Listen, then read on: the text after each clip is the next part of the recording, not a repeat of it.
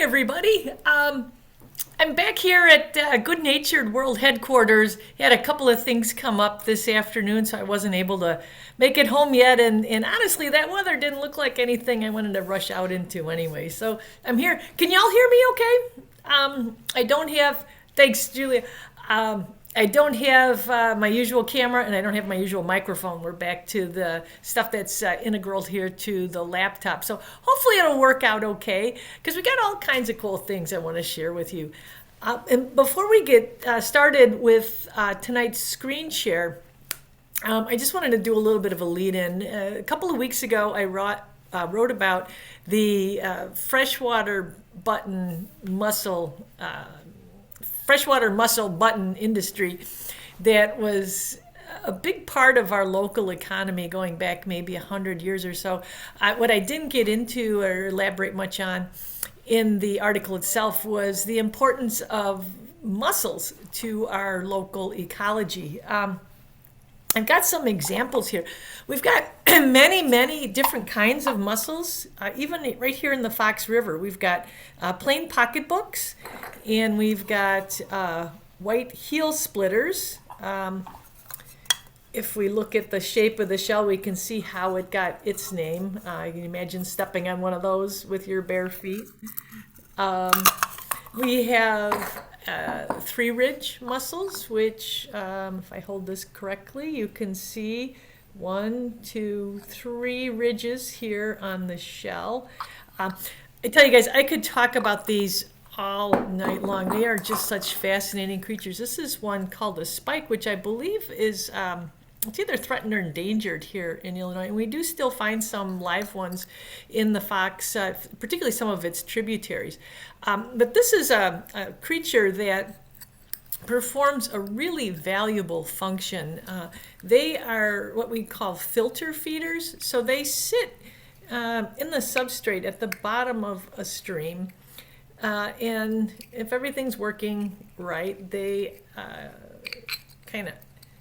they're partially open, and they'll have in-current and ex-current siphons that bring water in and push water out. And then in their bodies, they take out all the things that they would use for food, little bits of phytoplankton and zooplankton, little pieces of algae, those sorts of things. And then what comes out of their siphon is clear water. They're out there and they're helping to clean our water for us. Now, of course, a lot of things can get filtered out that are not so great for the mussel, but heavy metals and things like that, sometimes those actually get sequestered in the mussel, again helping us. It becomes a part of this hard shell, mineral shell that they form over the years. Now, some people and some references will say that you can tell how old a mussel is by counting its rings. You kind of can, and you kind of can't. There's, I'm going to hold this up again. Can you see how there's ridges here on this shell? There are some ridges that are more prominent than others. Those are probably the annual growth rings, but you can see there's other ridges, lines in between. That is maybe where the mussel rested a little bit before putting on another growth spurt. So it's not as quite as cut and dried as we see with our tree rings, but generally speaking, the more ridges, the thicker the shell. In fact, here's our plain pocketbook again. These shells can get quite thick. They actually make really good buttons, as we'll see in a minute.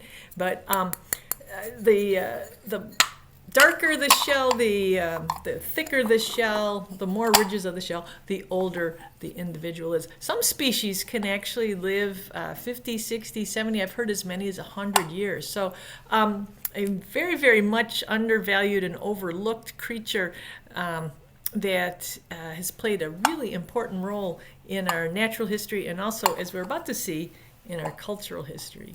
So with that, let's go ahead and get started. I've got another story to tell about major impact to the local mussel population. So with that, let's get started with today's screen share.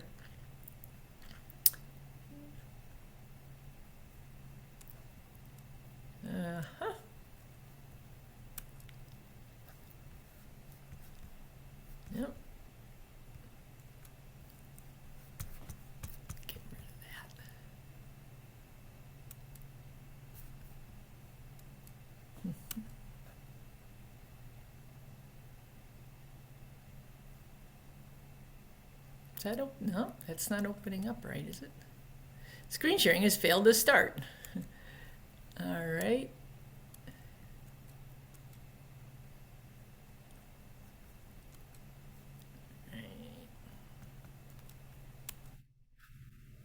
Give me just a second here, folks. We seem to be having a little trouble here getting the share up on the screen. Close some of these out.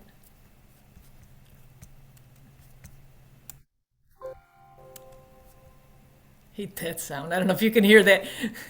My laptop's throwing all sorts of disgruntled sounds back at me. Here we go. All right. Let's go ahead and start it from the beginning.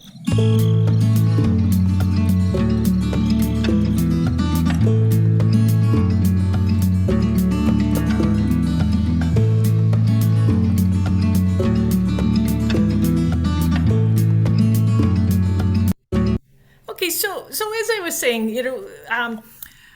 we had a history here of a thriving freshwater mussel population, not just in the Fox River, but the whole Mississippi watershed had many, many beds of billions of mussels. And there was some impact to those mussels starting in about, I think about the 1850s or so, when people started opening mussels and finding that they contained pearls. Freshwater pearl, even back then, could fetch as high as $100 or more, which was a lot of money back then.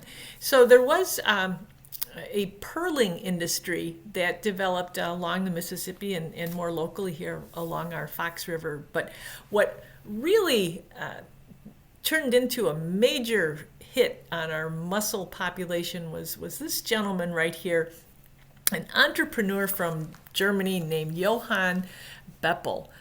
He was by trade a button maker, and as his story picks up in the 1870s.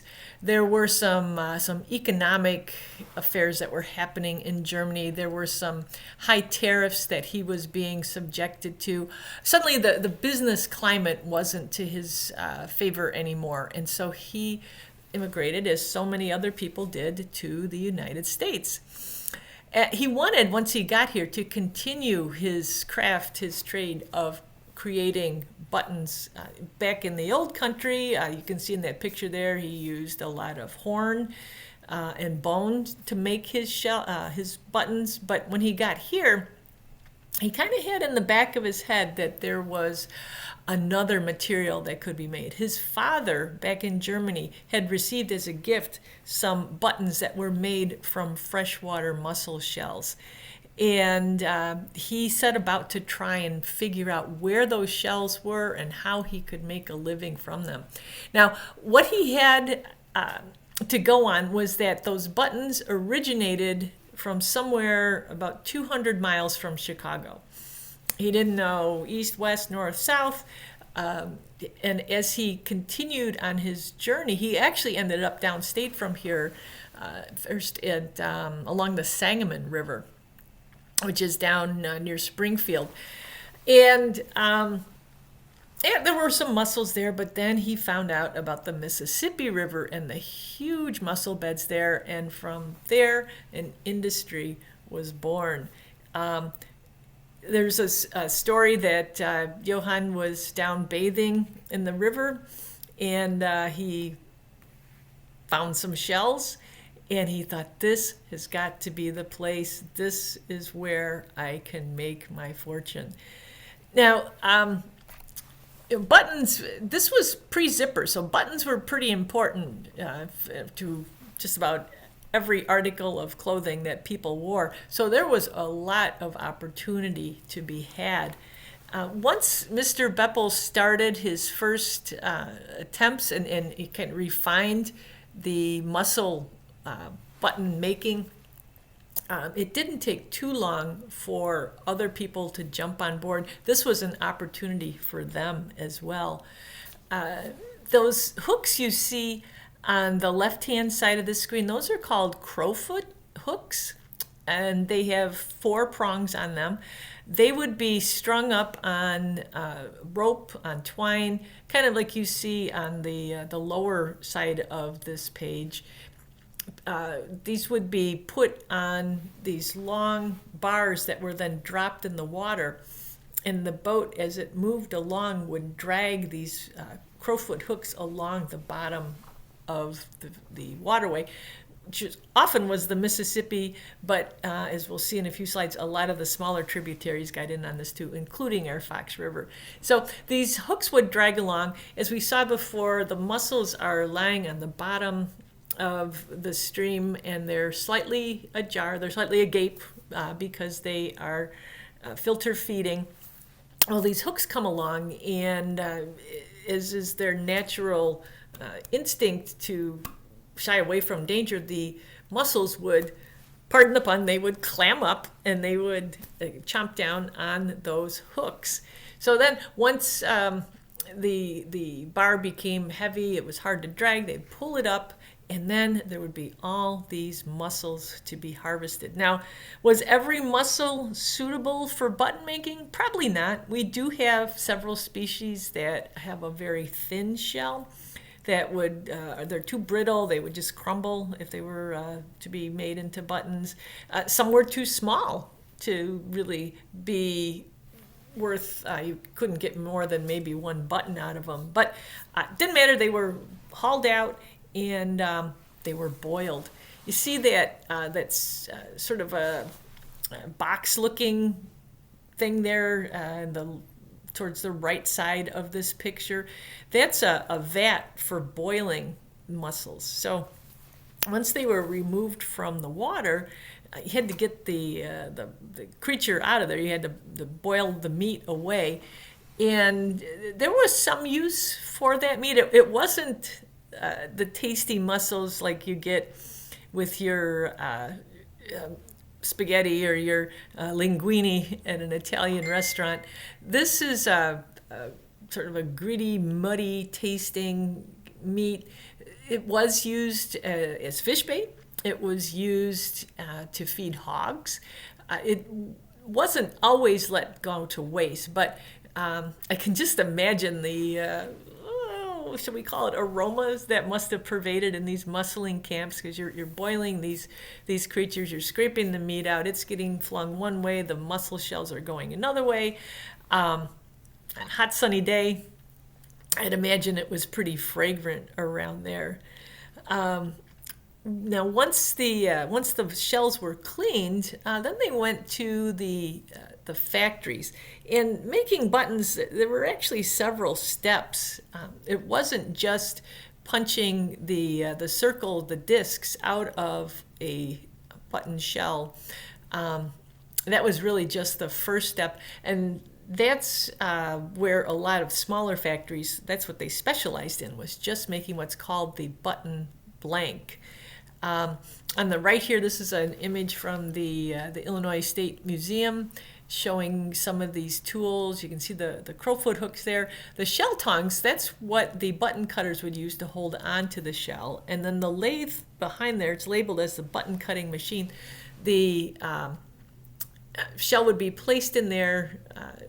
There was also a lot of water involved. In fact, I was thinking about this. I was at the dentist the other day. I was having some work done on getting a crown, and there was so much water being sprayed to keep the drill cold, and all I kept thinking of was how much water must have been sprayed to keep these lathes cool as these button shells were being drilled, one after another after another.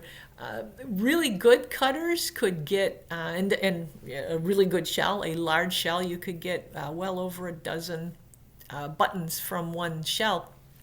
These guys were paid by the piece, so the more efficient they could be, and I believe too they were docked if they left large parts of the shell undrilled. I think that worked against them, but it was kind of dangerous work. You can see these fellas here on the right that nobody's wearing eye protection, nobody's got aprons or even gloves, anything. There's no earplugs either. This was This was kind of dangerous work as well. So the buttons would come in, and as I said, the first step was to create these blanks, these round discs. This is Johann's take on it. The early machines were foot operated, and then once electricity came to be, then a lot of these machines were able to be run with motors down the way, making these shells and leaving these pieces to go to waste.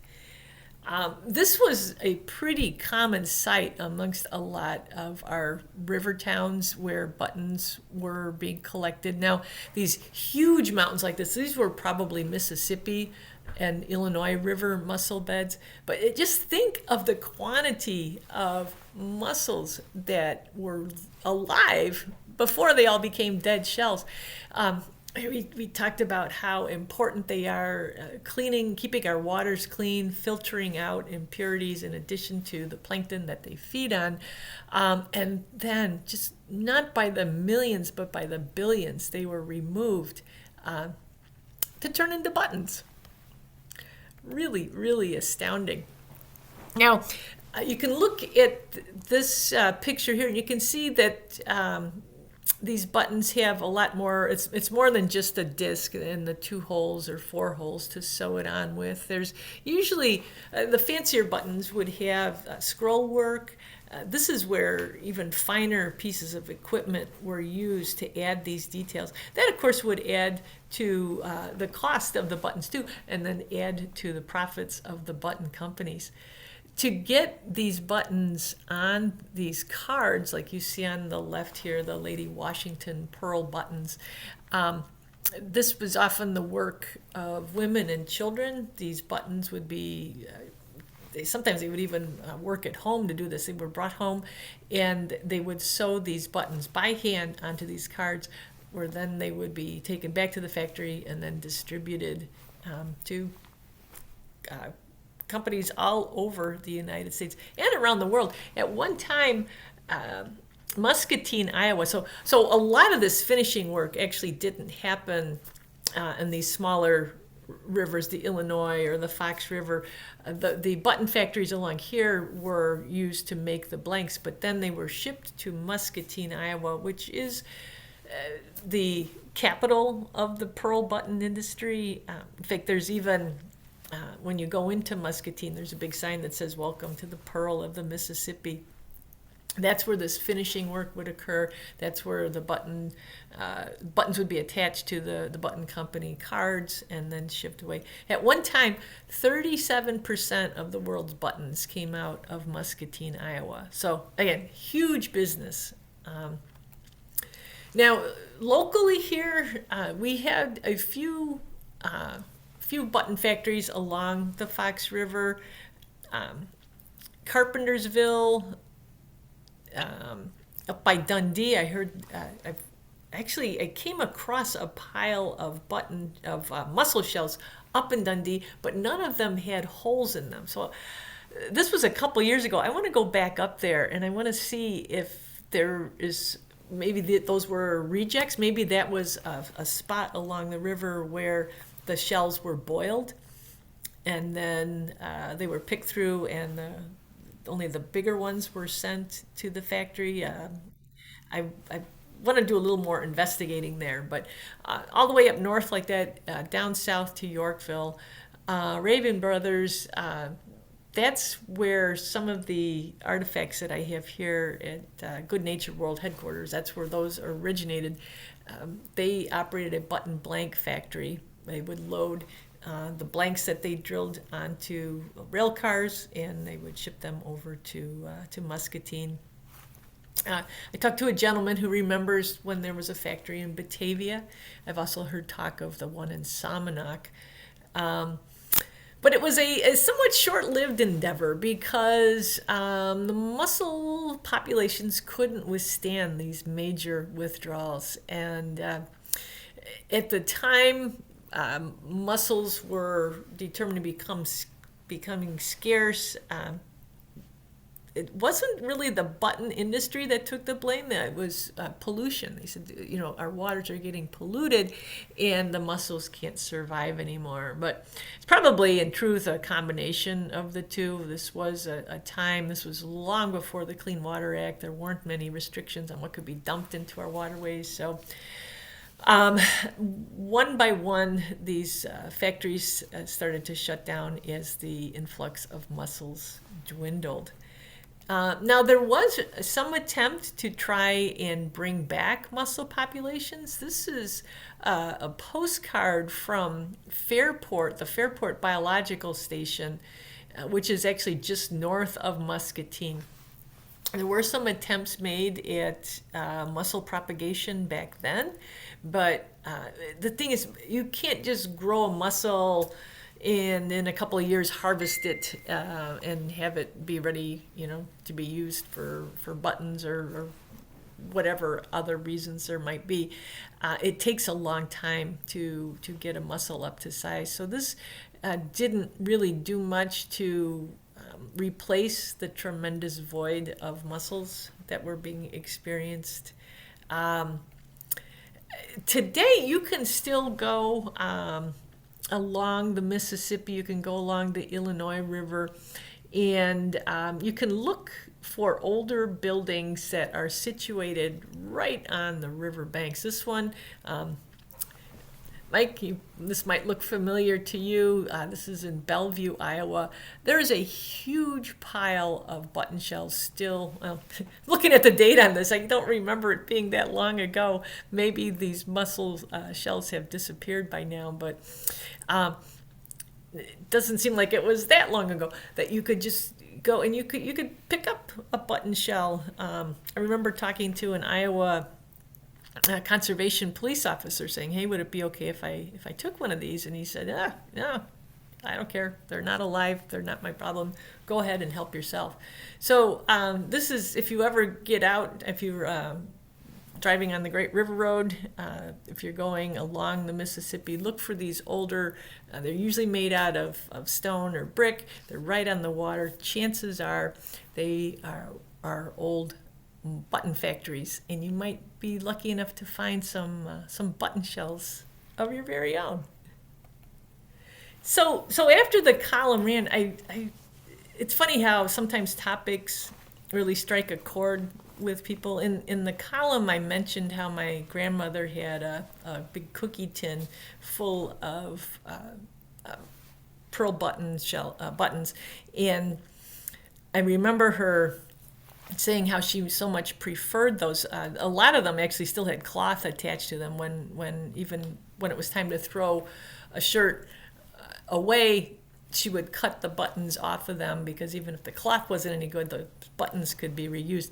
She did not like when plastics, polyesters, when the new wave of buttons came to be, because they could melt. She used a really hot iron and a lot of starch on her shirts, and those newfangled buttons, they didn't hold up the way the old pearl buttons did. So heard from a lot of people with fond memories of button collections of their mothers and grandmothers. I also heard from this woman who mentioned a town that I wasn't familiar with, in a bustling area that I wasn't familiar with, in Como, Illinois. She said that she and her dad would go down, and she remembers seeing these mountains of shells and these big pieces of equipment moving the shells around. Well, I looked up where Como is, and it is it's on the Rock River. Up at the top right of this map, you can see Oregon, Illinois. You can see Dixon, and then Sterling, and then Como is where the red pin is. Well, I did a little more investigating, because I thought if there were button factories there, and there were many, many factories, small towns throughout. If there was a river flowing through the town, chances are someone was trying to make some money off the mussels that were in it. But with Como, I wanted to see just what lived in those waters there. And I came across this Illinois Natural History Survey report from the middle 1980s. Now, Natural History Survey folks, they go out periodically, and just as they have now for 150 years or more, they go out and they take stock or survey our state's natural resources. And mussel surveys go throughout the state. They look, even here, they were out, I think it was it 3 years ago? They were looking at the Fox River and its tributaries, but continually surveying and updating what they know about the different plants and animals that we have in our state. And the malacologists, or the mussel people, they go out and they look at the mussels. And in this report, they mentioned Como by name, and they talked about how the shells from the Rock River made up a significant portion of the total harvest for the manufacture of buttons early in this century. This was from a reference from 1919. And then there was Mr. Ralph Payne, a shell buyer from the 1920s through the early 1950s, stated that the vicinity of the study area, which is near Como, contains some very productive mussel beds. Now, besides the shells that are being used for buttons, as our reader mentioned in that email, there were 3 species mentioned in this Natural History Survey report, and they're all now federally endangered mussels that are found in this stretch of the Rock River. I love the names. I don't think I mentioned that earlier when we talked about the plain pocketbook and the heel splitter and the 3-ridge mussel. Mussels have awesome common names. This one on the lower left here, that's called a spectacle case. You can just imagine, those old wire-rimmed framed glasses from the 1800s. Somebody would, put them inside their spectacle case so they wouldn't get ruined. They named a mussel after that.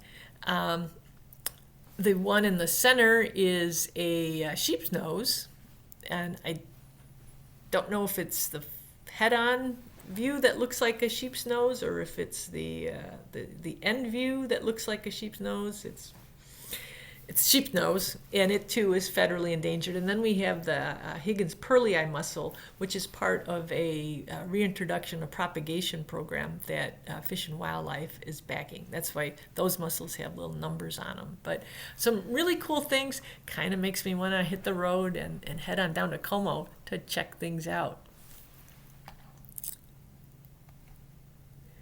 So now we're going to switch gears, and we're going to talk about what I wrote about last week. And that would be the fact that these creatures, the voles, as well as the mice, but primarily voles, are fueling our local meat eaters, our coyotes and our foxes, our hawks and our owls.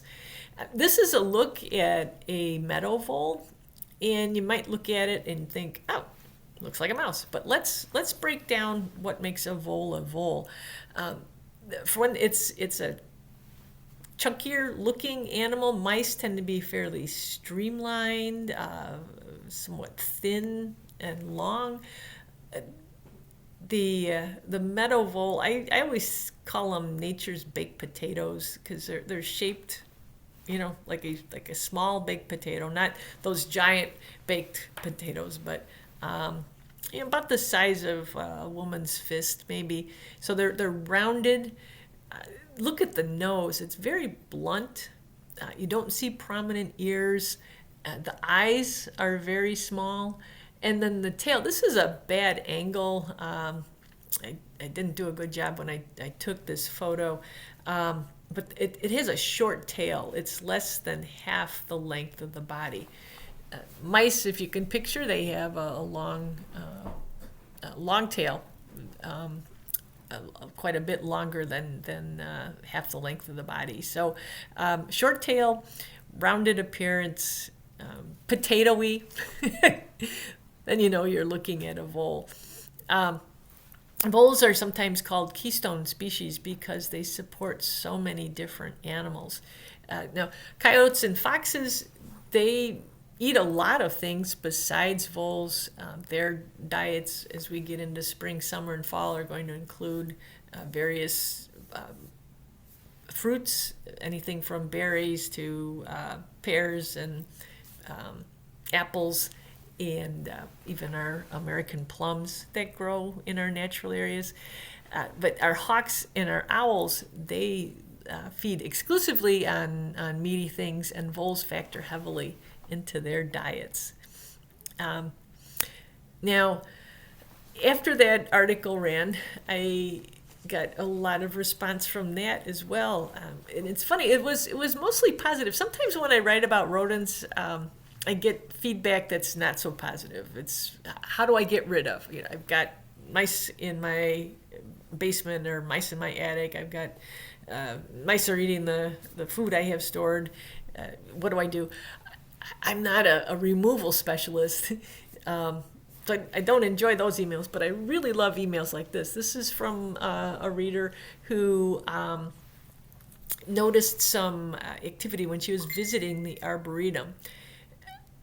So in the column, I related voles to being snacks. It ran right after the Super Bowl, and I think the Super Bowl might be one of our country's biggest snacking events.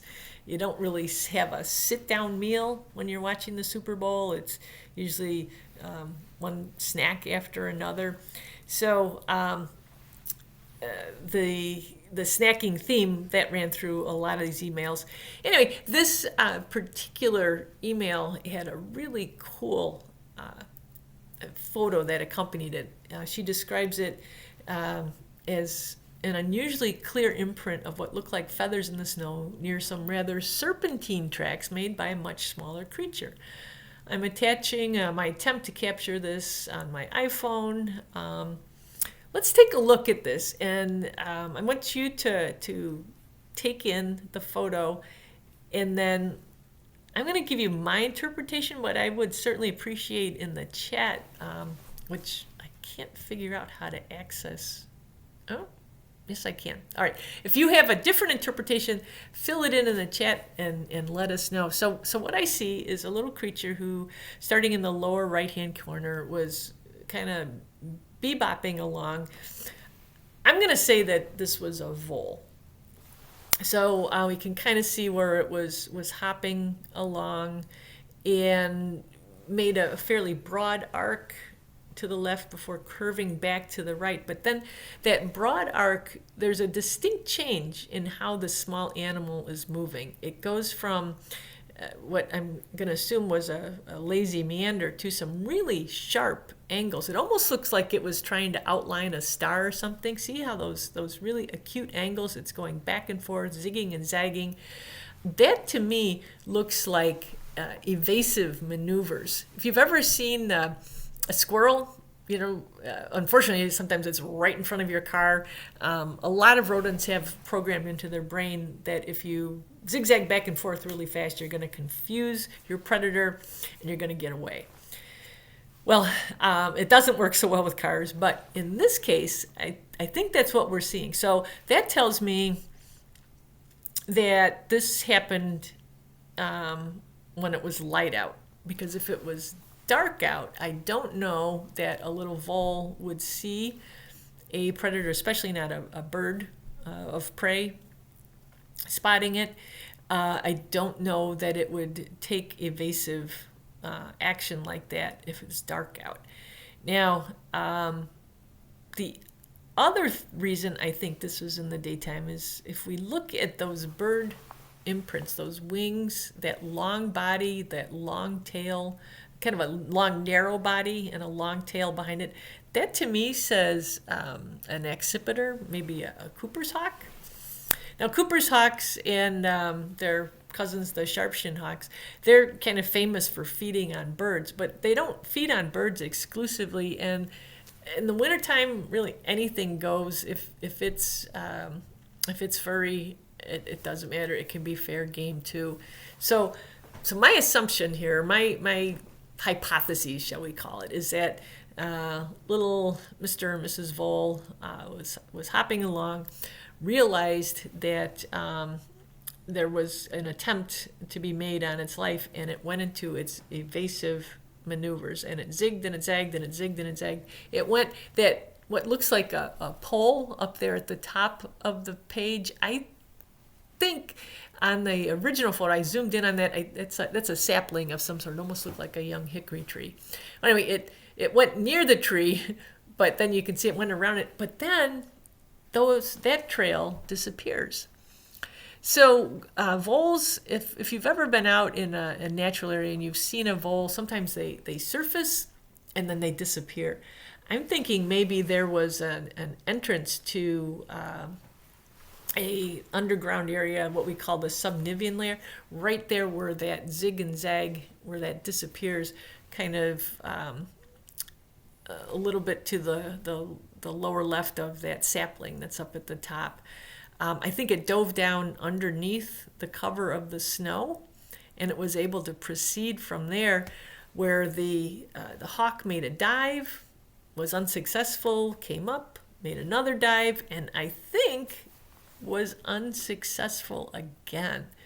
That's my interpretation of it. I don't see any sign of a struggle. I don't think a Cooper's hawk would be able to swallow a vole whole, but there's no sign of any, there's no chunks of fur anywhere, there's no blood on the snow. I don't see where the little creature was torn apart. So I'm going to guess that this was a Cooper's hawk. Let's even crank it up a notch and say it was a young Cooper's hawk, because young Cooper's hawks, half of them don't survive their first year because they're refining these skills, like how to hunt on a cold winter's day.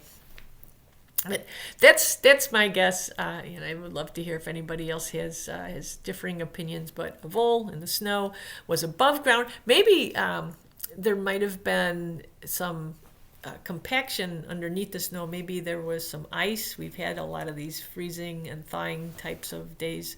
It could be early on in its trail there, it wasn't able to get to the subnivean layer. It sort of had to be on top like that. But then it was able to dive down further along in its journey. Anyway, I love puzzles like this.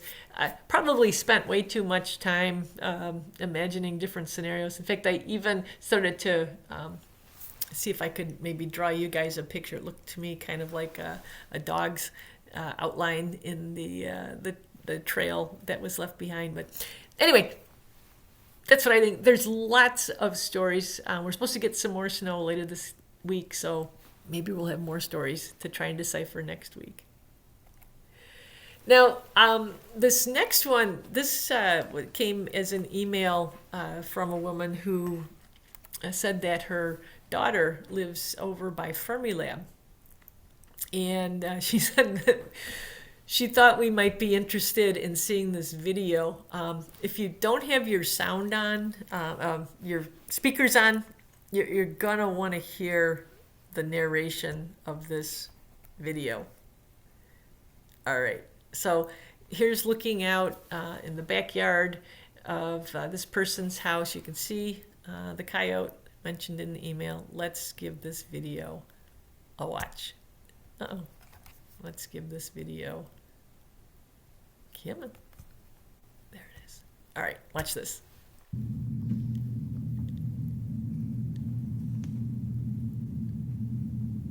Oh my god. Oh my god, it got ew! Oh my god, oh my god! That's disgusting!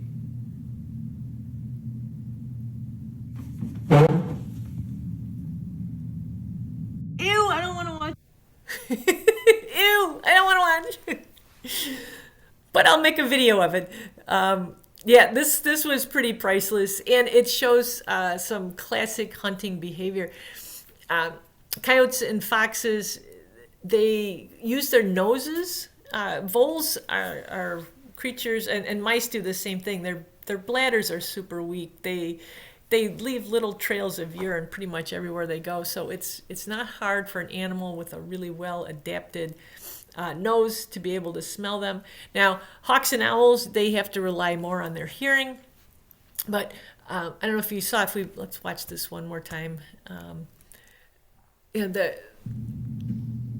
He's looking, but there's nothing above the snow. This animal, boop, was. Oh my god. Oh my Ew! god, ew! Oh my god, oh my god! That's disgusting!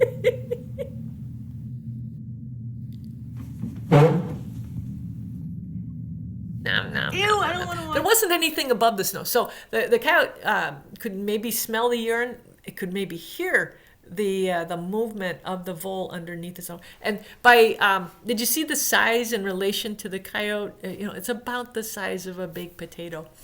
So hawks and owls, they don't really have a refined sense of smell, so they're relying more on their hearing as well as their superb sight. Sometimes there's little disruptions at the surface of the snow, even if the animal is underneath it. But anyway, that classic look and pounce behavior, we see that all the time in the winter as these voles get picked off. Now, this is an animal that's able to reproduce year-round, so they do replace themselves fairly quickly. They can reproduce at a young age, and I think it only takes about 4 weeks in between litters. So the vole population is always seems to always be doing quite well around here, and because of that, we have healthy populations of coyotes and foxes and hawks and owls making their way by having snacks. Now, we're going to switch gears just a little bit. This is another set of photos that I received, and the title of this email just said that. It's a puzzle. So this is a fellow I hear from fairly often. He's very observant, and he describes in his yard a large overgrown bush. It was mature when they bought their house 40 years ago, and he just had been outside. This email came in about 2 weeks ago. I was outside by it, and I noticed that one branch has been nearly 100% stripped of its bark. We're not worried about the bush, but we're just curious as to what might be doing this. We have a lot of squirrels and a few raccoons, but virtually no deer. From that corner of our lot, north is a farm, usually in corn. I've only ever seen 2 deer in 40 years. If you have an idea of what this might be, he's leaning towards squirrels, but they shouldn't be hungry because there are 30 walnut trees nearby. So let's take a look at what he saw. Here's one picture. And here's another picture. Now, you'll notice in his email, he said that they don't really see deer around there. Because I got to be honest, when I first looked at this, my first thought was this is the mark of a buck rubbing its antlers to leave a scent. That's a behavior we usually see in the fall, October and November in this area. But this damage was, I shouldn't say damage, that's a loaded word. This activity occurred within the last few weeks. So that's past the deer rut, it's past the time when the bucks would be leaving these marks. And then this image from the other side shows how the bark was stripped off. So I think he's pretty much spot on with his theories about it being squirrels. But the question then becomes, why would they do this? So I did some digging, and I didn't come up with a lot. This, by the way, this is an old honeysuckle bush. You can tell by the bark up on the part that wasn't shredded. It's honeysuckle bark. I read about how squirrels will sometimes chew through bark when they need water. Well, I don't think that's the case. I don't think this is a time of year when shrubs are holding a lot of water in their inner bark, their xylem underneath the outer bark. I also read about how some squirrels will eat bark because it contains trace nutrients that they're not getting from other parts of their diet. I suppose that could be true. I don't know what kind of nutrients are contained in honeysuckle bark. I don't even know if honeysuckle bark would be palatable. You know, honeysuckle itself has a sweet flavor. Does honeysuckle bark offer some sort of benefit? I kind of think, because I saw this when we had some very windy days not too long ago. I saw some strips of bark inside a nest. I'm thinking it was a squirrel nest that blew down. When a squirrel creates those leafy nests up in the trees, it's not just leaves. There's lots of other things that are woven in there to hold it together. And that's how so many of them are able to withstand these windy conditions that we've been having. Strips of bark, and it looks like honeysuckle bark does shred really nicely, and it makes some really nice almost like cordage or fibers that can be used to keep the nest together. I'm thinking this was a squirrel that was doing some nest building and needed to go after some fresh material in order to bind all of those leaves and keep them together. So again, just a theory, just my thoughts. If you have some other ones, I would appreciate if you'd share them with us. With that, I got one more quick little story for you here. And it's funny, this is sort of a little glimpse behind the scenes, what happens at a nature center. We received an email, this probably goes back about 3 weeks ago. There was a, what do we call it, a bust? A confiscation at O'Hare Airport. There was someone was trying to illegally move 50 bullfrog tadpoles, and Fish and Wildlife stepped in, and those animals were confiscated. Well, what do you do with 50 bullfrog tadpoles? You try and find them a home, but they can't be on display anytime soon. These are government property, so they could go to different nature centers, but we all had to agree that no, we can't put them out on display until such and such time period has lapsed. So anyway, in 120 days, so tomorrow morning, I'm actually going out. I have a birding walk tomorrow morning at 8, but once that wraps up, hitting the road, driving down to near O'Hare Airport where these tadpoles are being held, and we are going to take a few, and some will come to Hickory Knolls, some are going to a couple other area nature centers, and it's funny, I don't know how much, one good thing is that bullfrog tadpoles take a year to transform into frogs, so because it has taken a while to get the time to go in and pick these things up. I don't want to bring back a bunch of small bullfrogs. I want to be able to observe them as they start to develop and grow out their hind legs and then their front legs, and then get rid of those gills and start breathing water. We want to be able to observe all of that. But anyway, look for in about 4 months a tadpole or possibly a bullfrog display, depending on where they're at in their development, at your very own Hickory Knolls Discovery Center. Coming soon. So with that, I am going to stop the screen share. There we go. And I'm going to turn it over to you. It looks like we've got a couple of chats. A vole compared to a shrew. Hold that thought, Bob. I just happen to have here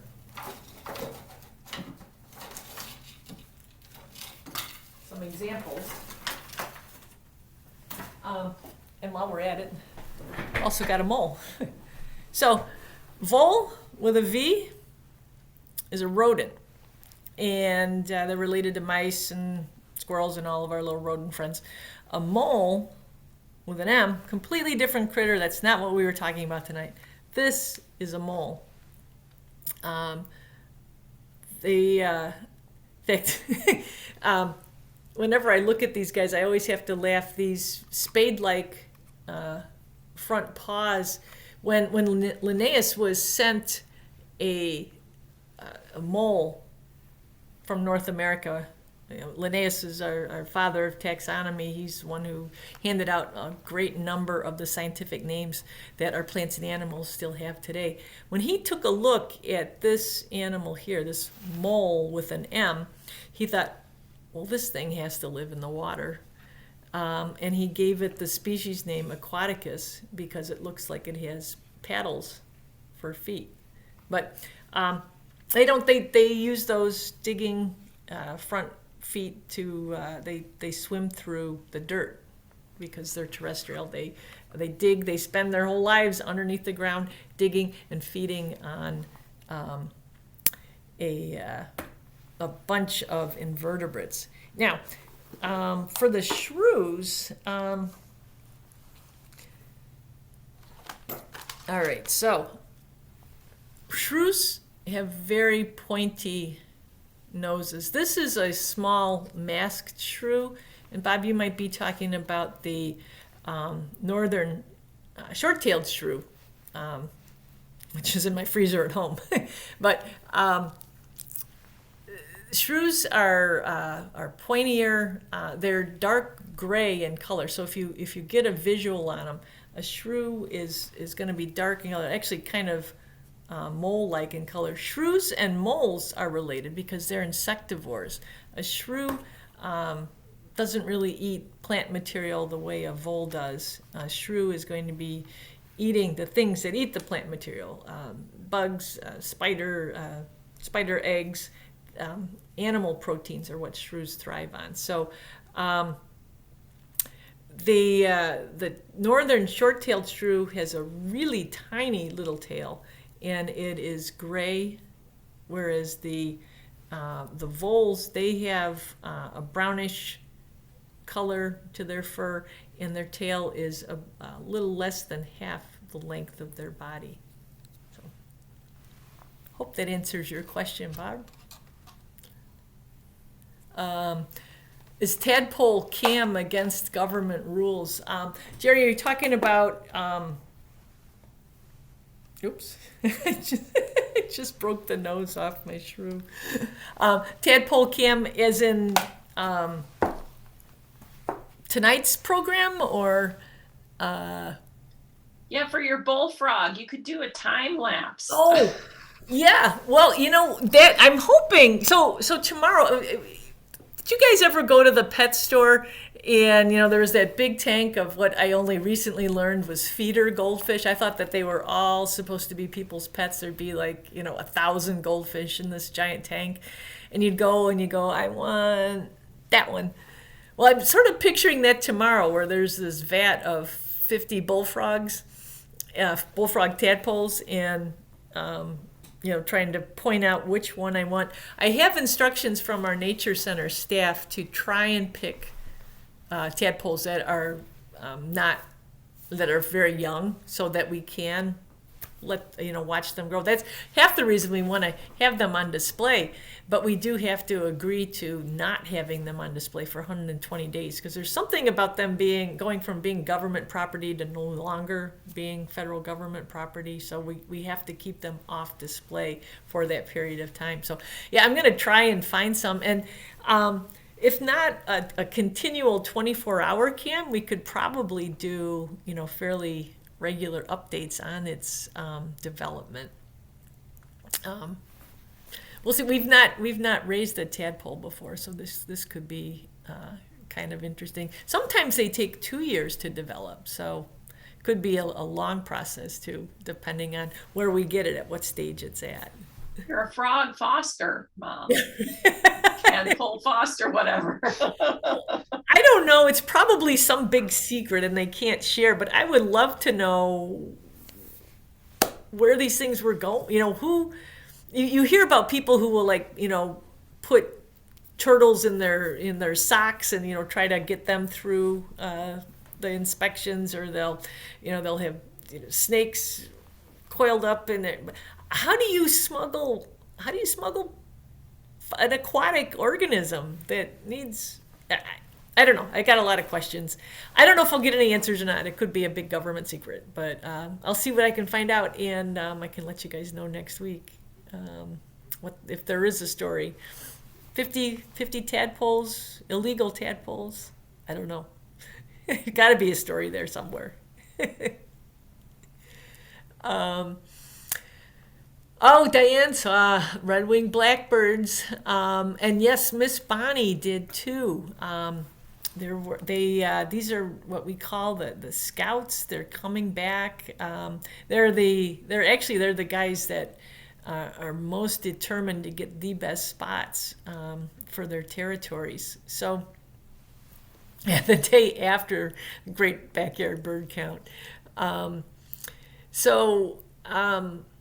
I had another person share a picture, and I couldn't tell. Their yard was coated with dark birds. I couldn't tell if it was starlings or blackbirds, but this is starting the next wave, or actually the early wave of songbird or perching bird migrations. Our waterfowl are going to be taking off now too. We're going to see a lot of variety along our rivers. Those golden eyes that we talked about a couple weeks ago, they've only got a couple of weeks more, and they are going to be gone.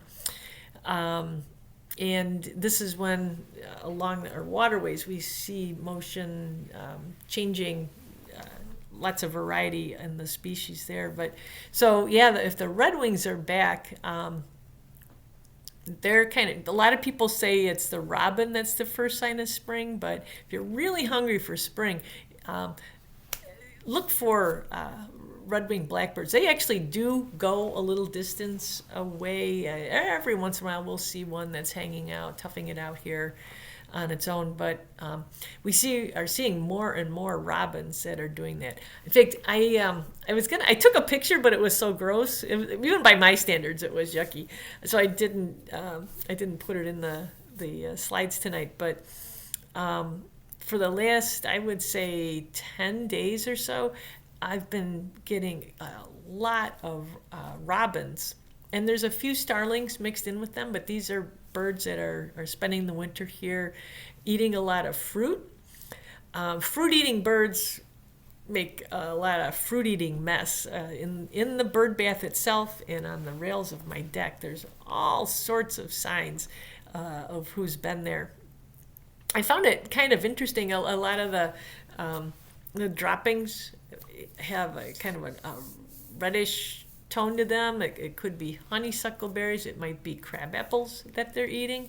But there's also in the bird bath itself, I find a lot of good-sized seeds that are, I believe, hackberry seeds. So it's nice to see they are still eating some native foods amongst all the non-native things that are available.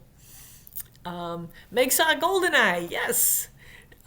They are busy. They're getting ready to take off. They're also either renewing their pair bonds from male to female, or they are trying to find a new mate so they can start their journey northward and get down to business when they get up to their breeding grounds up in Canada. With that, does anybody have anything else they'd care to share? If not, gosh, I hope you're all safe and warm tonight. I'm not looking forward to heading out. It was getting kind of cold and windy and yucky when I was out a couple hours ago. So I'm going to go back home. Maybe I'll set the fire. I'll have my own fireside chat by myself when I get home. But next week, I hope to return to Casa Otto for another installment of the fireside chat version of Good Natured Hour. With that, everybody, really appreciate you tuning in tonight, and I look forward to seeing you back again next week. Thank you, Pam. Take care, everybody. Drive safe. Thanks, Pam. Thanks, everybody. Take care. Good night, Pam. Bye, everybody. Thank you, Pam. Thank you. Night.